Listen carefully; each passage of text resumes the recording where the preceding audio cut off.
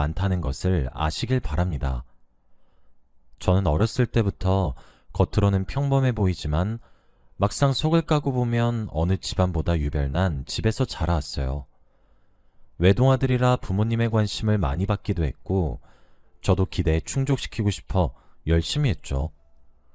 친구들이나 친구들의 부모님들도 저희 집을 보고 많이 부러워했습니다. 아버지는 의사에다가 어머니는 집에서 열심히 저의 학업과 아버지의 내조를 담당하고 있으니 그 어느 집안보다 교양 있어 보였죠. 제 성격이 워낙 조용하고 숫기가 없는 편이었고 성적도 늘 상위권이었기 때문에 더 그렇게 보이는 효과도 있었습니다. 주위에서는 저희 집안이 교양 있고 배운 사람들이 모인 곳이라 생각하지만 막상 저희 집은 어떤 집과 비교해도 최악이었어요. 남들한테는 부끄러워서 이야기하지 못했지만 저희 가족 구성원만 알고 있는 비밀이 한 가지 있습니다. 바로 저희 어머니에 대해서 말이에요. 어머니는 미신에 환장하신 분이었습니다. 일주일에 한 번은 꼭 무당에 가셔서 사주를 보거나 굿을 하셔야 했죠. 그래서 집안 곳곳에 부적이나 이상한 물건들이 굉장히 많았습니다. 친구들이 저희 집이 잘 사는 걸 아니까 자주 놀러 가고 싶다고 말을 한 적이 많았고 저도 친구들을 초대하고 싶었어요. 그런데 저희 집에 있는 부적들과 기괴하게 생긴 인형들, 그리고 어디다가 쓰는지 도저히 알 수 없는 다양한 물건들을 친구들한테 보여주고 싶지 않았습니다. 어머니는 점집에 갔다가 오는 날이면 베개에 있는 부적을 바꿔주셨고 늘 양손 가득히 기괴한 물건들을 가지고 오셨습니다. 이런 모습을 보고 저와 아버지가 가만히 있었던 건 절대 아니에요. 당연히 화도 내보고 그만하라고 타일러 보기도 하고 그 물건들을 몰래 다 버린 적도 있습니다. 그 물건들이 쌓이면 쌓일수록 집이 더 무서워지고 소름 돋았거든요. 그런데 그 물건을 처리하고 어머니를 막을수록 더 어긋나셨습니다. 우리 집안이 망하면 다 당신 때문이야. 내가 왜 이렇게 하는데? 다 우리 가족을 위해서 하는 거잖아. 이거 버리면 무당님께서 3대가 망한다고 했다고. 이런 말도 안 되는 말을 하며 화를 내셨죠. 원래는 굉장히 참하고 조용한 어머니였는데 이런 사주에 관련된 것이라면 굉장히 예민하게 받아들이셨고 완전 딴판이 되시다 보니 저와 아버지는 그런 어머니가 너무 낯설었죠. 뿐만 아니라 어머니가 이런 곳에 가셔서 돈을 한두 푼 쓰는 건 절대 아니에요. 아버지가 벌어오신 돈의 절반은 무당한테 쏟아 부으셨습니다. 그리고 언제는 외할머니의 사망보험금까지 손을 대셨어요.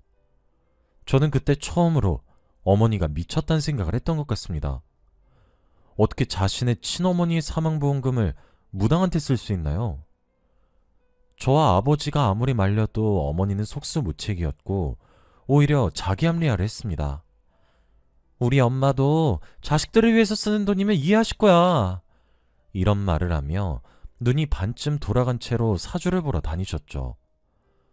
그렇게 저는 평생을 살았고 어느덧 30대가 되었습니다. 30대가 되다 보니 부모님이 결혼을 하라고 부추기시더라고요. 안정적인 직장도 있고 모아둔 돈도 꽤 있으니 결혼을 망설일 이유가 없었습니다. 그래서 그때 사귀고 있던 여자친구를 부모님께 소개시켜드렸어요. 저희 집에 처음 인사드리러 온 것 치고는 저희 부모님과 굉장히 잘 어울렸고 대화도 잘 통하는 듯 보였습니다. 아버지는 제 여자친구가 마음에 드셨는지 벌써부터 며느리라고 부르기 시작하셨죠. 무언가 늘 하나가 빠진 가족 분위기였는데 여자친구가 들어오고 나서 알찬 가족 구성원이 된 기분이었습니다. 그런데 대화를 잘하고 있다가 어머니가 수상한 행동을 하셨어요.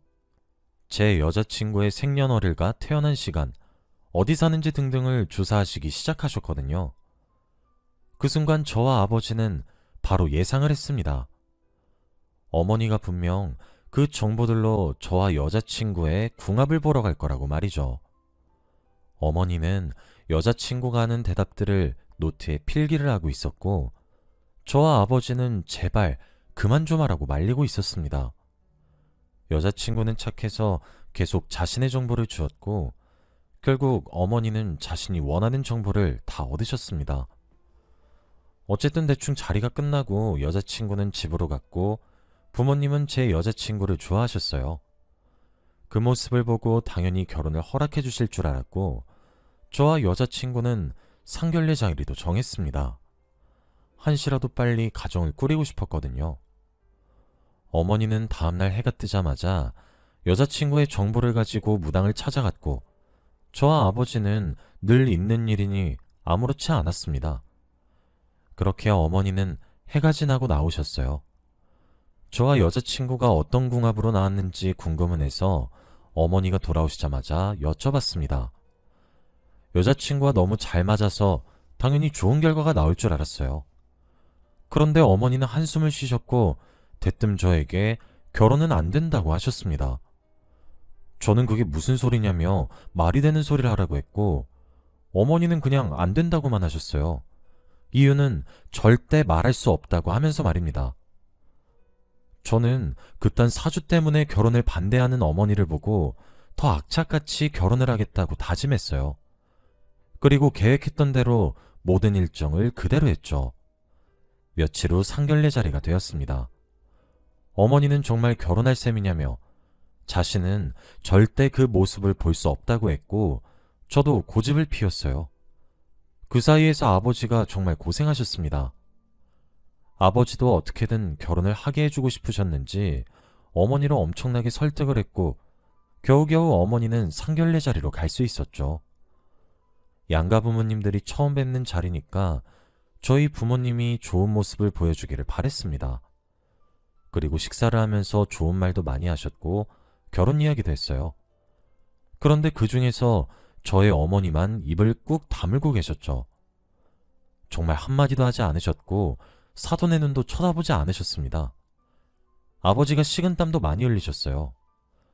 그때 여자친구네 어머니께서 저희 어머니에게 한마디 하셨습니다. 사돈, 오늘 몸이 많이 안 좋으신가요? 어째 말이 한마디도 없으신지.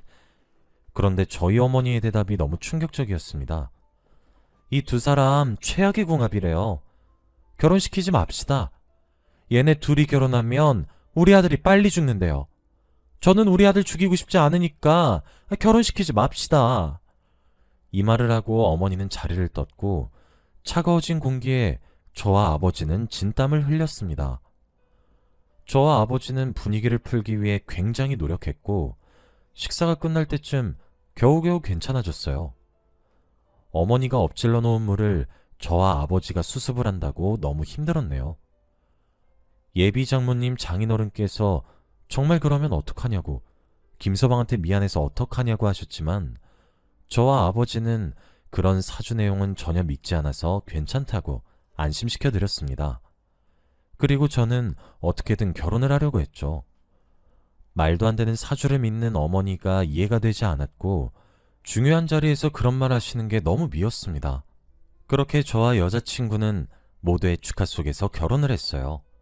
물론 저희 어머니만 빼고 말이죠. 저희 어머니는 결혼식 내내 아내의 눈도 마주치지 않았습니다. 물론 박수도 안 치셨고 며느리로 인정도 해주시지 않았죠. 그런 아내 옆에서 제가 정말 열심히 도와줘야겠다는 생각을 많이 했습니다. 그리고 저와 아내는 분가를 했고 행복한 신혼생활을 보냈어요. 어머니는 결혼을 하고 나서도 저에게 개인적으로 연락하라며 당장 이혼을 하라고 강요하셨지만 저는 귓등으로도 듣지 않았죠. 어머니가 그렇게 말을 할수록 저는 아내와 더 행복하게 살았거든요. 아내가 어머니 때문에 스트레스를 받는 것이 너무 싫었습니다. 그리고 얼마 지나지 않아 저희에게 축복이 찾아왔어요.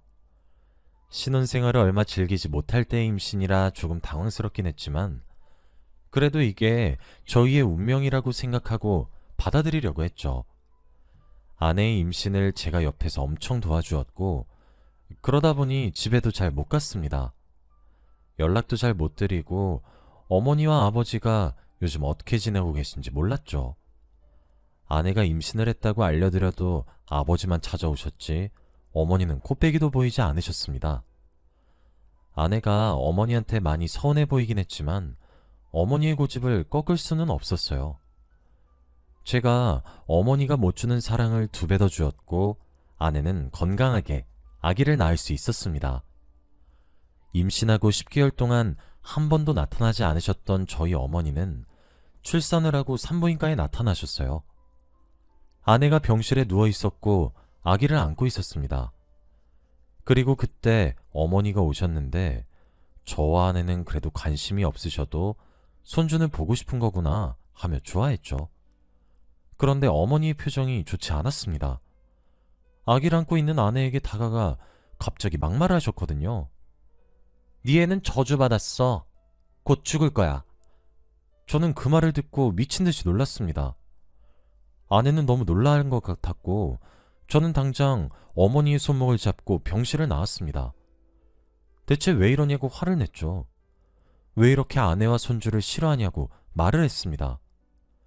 그런데 어머니는 이상한 말을 하기 시작했어요. 조상신이 노했어. 네 와이프 조상이 죄를 많이 짓고 살아서 한이 가득 있는 조상들이 다 아기한테 옮겨갔단 말이다. 그리고 그 기운들이 너한테도 전해져서 수명이 줄어드는 거고. 야 이놈아 정신 차려. 어미가 다 너 생각해서 이런 말 하는 거잖아. 당장 이혼하고 양육권도 가져와. 굿 안 하면 아예 죽어. 어머니의 말을 듣고 피가 거꾸로 솟는 기분이 들었습니다. 어떻게 자식들한테 못하는 말이 없을까요? 저는 당장 병원에서 나가라고 어머니를 밀어댔고 결국 병원에서 쫓아냈습니다. 그리고 심호흡을 하고 병실에 들어갔는데 아내가 훌쩍거리고 있더라고요. 당연히 힘들게 출산을 하고 나서 시어머니의 따뜻한 말을 듣고 싶을 건데 우리 애가 저주받았더니 곧 죽을 거라니 이런 말이나 듣고 있으니 마음고생이 이만저만이 아닐 겁니다.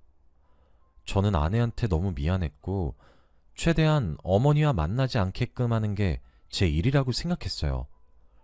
아내가 우는 모습과 제 아이가 이런 모진 말을 듣는 게 너무 싫었거든요. 그리고 아내는 훌훌 털어버리고 산후조리를 했습니다. 미안한 만큼 제가 더 열심히 옆에서 도와주었고 아내도 회복이 빨랐죠. 그리고 집에 돌아가서도 육아에다가 산후조리까지 바빴습니다. 제가 일을 나가고 나면 아내 혼자서 힘든 몸으로 아이를 돌보는 게 이만저만이 아니었죠. 그런데 그때 제가 어머니를 병원에서 내쫓고 단 한 번도 뵌 적이 없는데 그날 어머니한테서 연락이 왔습니다. 목소리도 굉장히 달라지셨고 상냥하게 말씀하시면서 저희를 도와주고 싶다고 하셨죠. 육아도 한번 해본 사람이 더 잘한다며 아내 혼자 아이를 돌보는 게 걱정이 된다고 하셨고 집으로 가서 아내와 함께 아이를 돌봐주겠다고 했죠. 갑자기 변한 어머니의 모습에 저와 아내는 둘 다 당황스럽긴 했지만 그래도 그 일이 있고 나서 한동안 많이 생각을 하시고 저희를 이해해 주시려나 보다 했습니다. 아내도 시어머니와 함께 육아를 하면 덜 힘들 것 같다며 찬성을 했고 저희 어머니를 집으로 불렀어요. 시댁과 저희 집이 거리가 얼마 안 돼서 걸어서 왔다 갔다 할 수 있는 거리였기에 어머니는 자주 저희 집에 와서 육아를 많이 도와주셨습니다. 확실히 육아를 해보셨던 분이어서 그런지 능숙했고 아내도 많이 배웠죠. 그러던 어느 날 어머니가 아내 보고 눈 좀 붙이라고 하셨나봐요. 아내는 너무 감사하다며 그동안 아기 때문에 못 잤던 잠을 잤습니다. 눈을 감자마자 바로 잠에 들었고 일어나 보니 밤이었대요.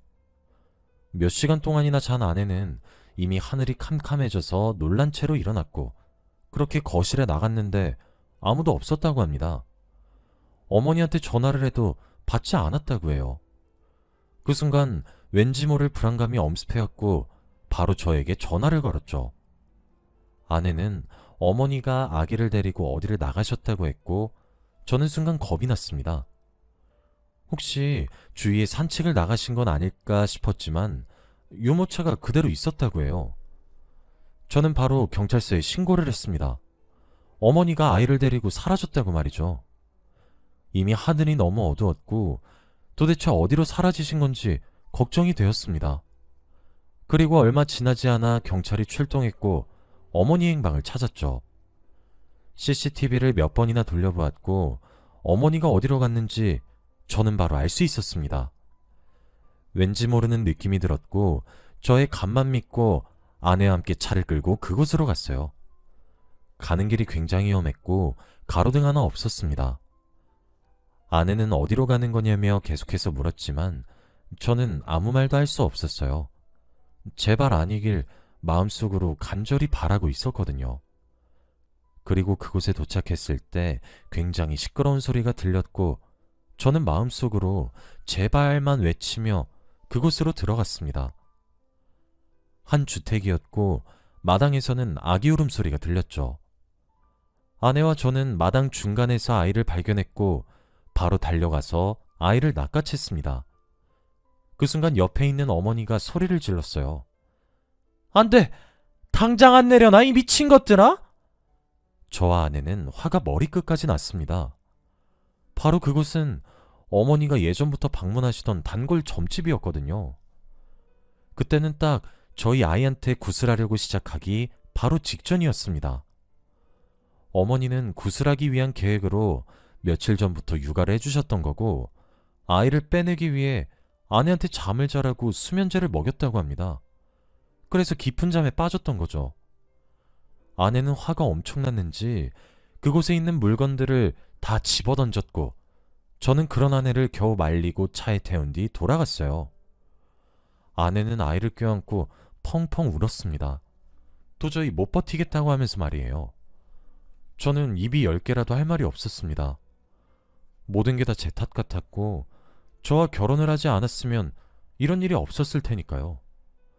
집으로 돌아가는 내내 가시방석에 앉은 기분이었습니다. 그리고 경찰들이 다 철수를 하고 모든 상황이 종료가 되었죠. 이 상황을 알게 되신 아버지는 엄청나게 화를 내셨습니다.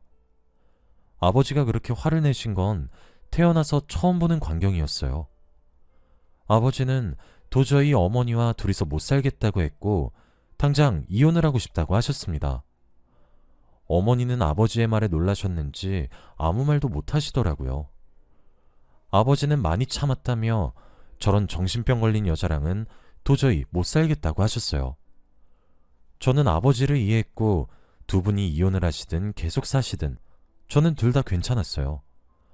이미 저는 가정이 있는 몸이었고 부모님의 그늘에서 벗어난 지는 오래였으니 두 분의 인생은 두 분이 알아서 결정해야 한다고 생각했거든요.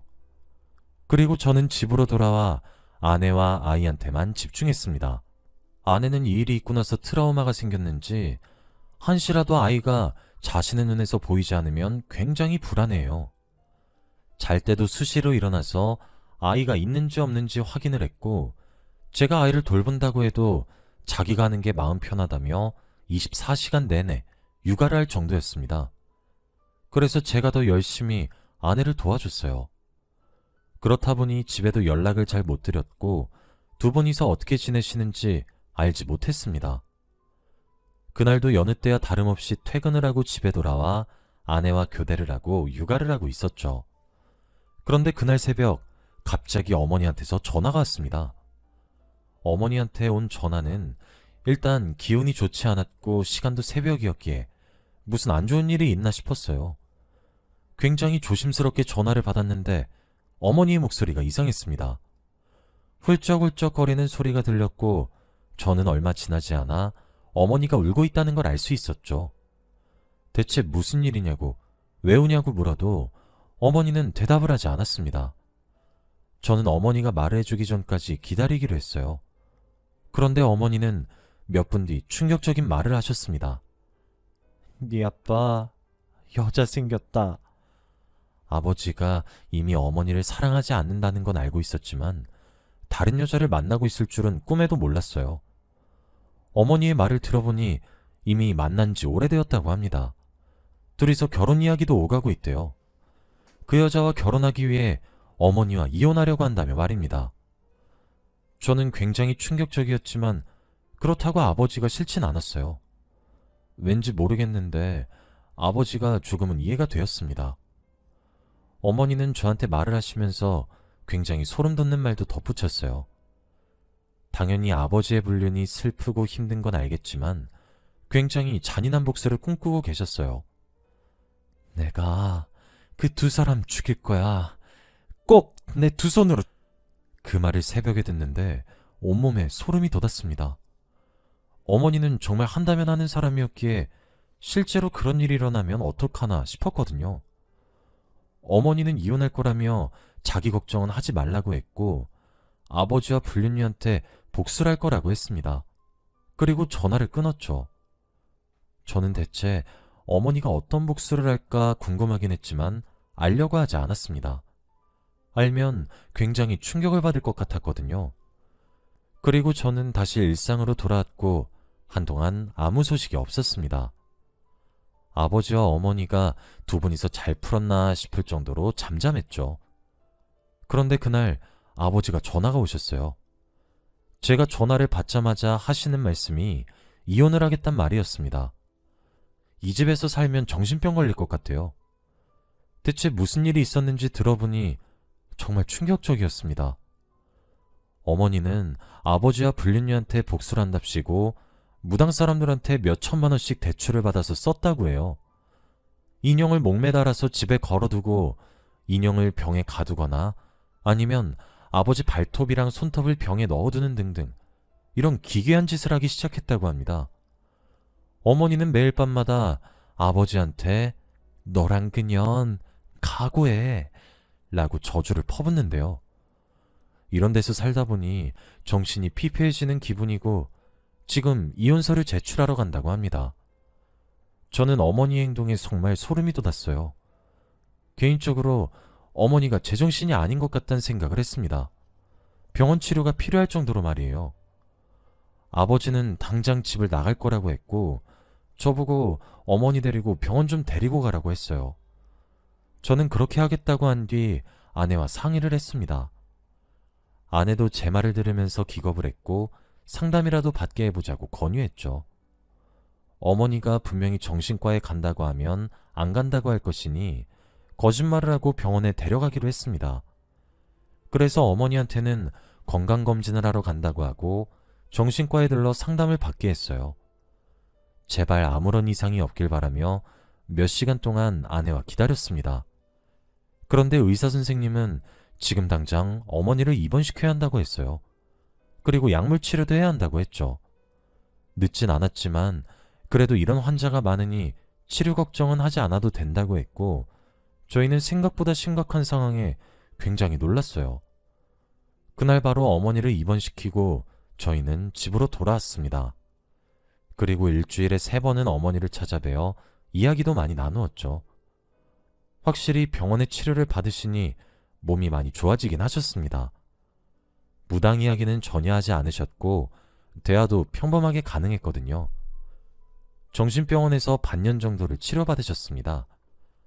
다행히도 어머니가 반항을 한 번도 하지 않으시면서 약도 잘 챙겨 먹고 상담도 잘 받으셔서 치료가 빠르다고 했어요. 곧 퇴원도 가능하단 말이 나올 정도였죠.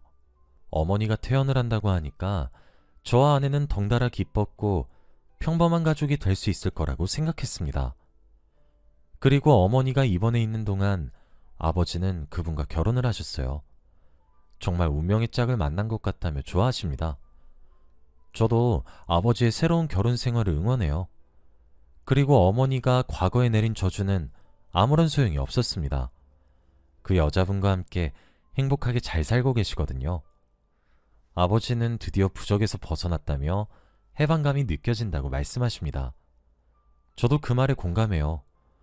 이제는 어머니가 퇴원을 하시고 다시 일상으로 돌아오셨는데 얼마나 좋은지 몰라요. 이제 아내도 어머니한테 아이를 믿고 맡길 수 있다고 합니다. 어머니가 과거에는 정말 미안했다고 진심으로 저희에게 사과를 하셨고 점집 근처도 가지 않으세요. 사주에 대한 관심이 아예 없으십니다. 어떻게 사람이 이렇게 변할 수 있나 싶네요. 앞으로도 어머니가 많이 건강하셨으면 좋겠습니다. 여러분도 행복하세요. 저희 이야기는 여기까지입니다. 들어주셔서 감사합니다.